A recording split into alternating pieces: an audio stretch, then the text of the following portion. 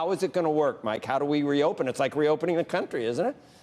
It is in a lot of ways, Joe, in a couple of different fronts. I mean, first, just competition. Players are going to be rusty.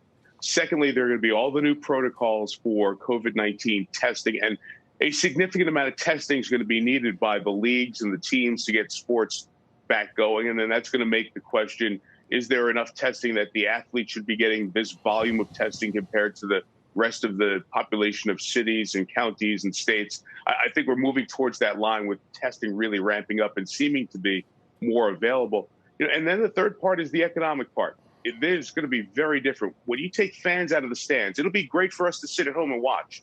When you take fans out of the stands, I mean, you are, as you said, talking B with the billions across the entirety of the industry. That is going to be a right-sizing, a changing, a seismic move potentially in sports if this goes on for 6 months, a year, or 18 months. You make some great points, and that is, I mean, we know NASCAR is going to go on. College it reminds me of kids going back to school earlier. We need that to happen so parents can go to work. We need students to go back to campuses to have college football. And your beloved Orange, do you know what's going to happen there? What are the prospects for this happening?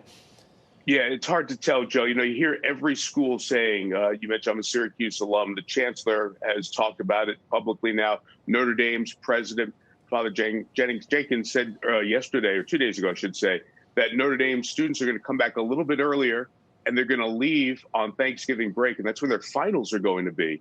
So kids don't go home, come back after Thanksgiving for a couple of weeks, and then go back home again, try to limit the travel and the number of exposures you might have. So that's a different model. Everyone is looking at a way to get kids on campus, not just for sports, but the economics of universities and colleges, which is massively impacted, as you all know, by this.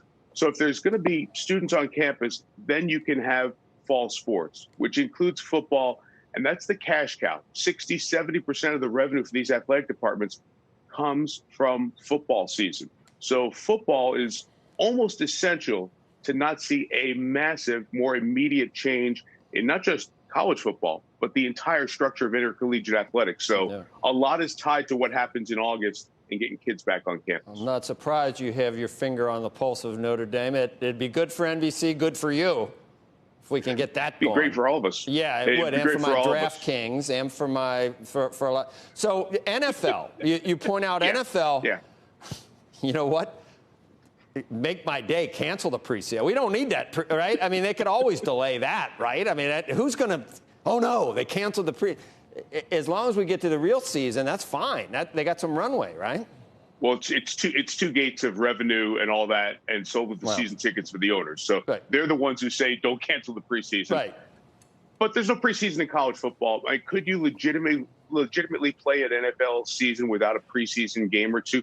Perhaps. It's going to shrink anyway coming into this year.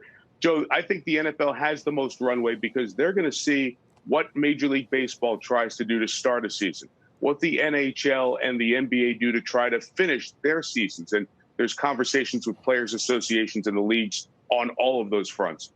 Then the college football, then the NFL. And I think they have the runway because they have bye weeks. They could tighten up that week between the conference championship and the Super Bowl. If they had to, they could push the Super Bowl back. They have a lot of options. So I think the NFL is going to have the best ability to have a season, something we're familiar with, play out once we get to the fall. That's if there isn't a big spike and things don't change from where they are right now. We don't have that much time, but, you do the Olympics, too. You're a main guy there. That should be interesting, and that's enough time. And we'll be able to have, back-to-back, won't we? I'm not going to that's not going to be a bad deal to go through if that works. Yeah, we had IOC President Thomas Bach on my NBCSN show 2 days ago. He was optimistic. They're trying to put pieces together. They've financially seeded $850 million for Tokyo and for the federations that run all these sports around the world and the national governing bodies to try to get through this.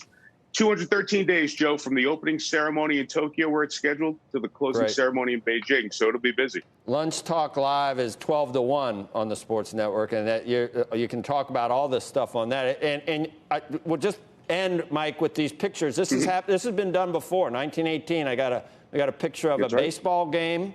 That's a Georgia Tech football game. in 1980. That's the stands.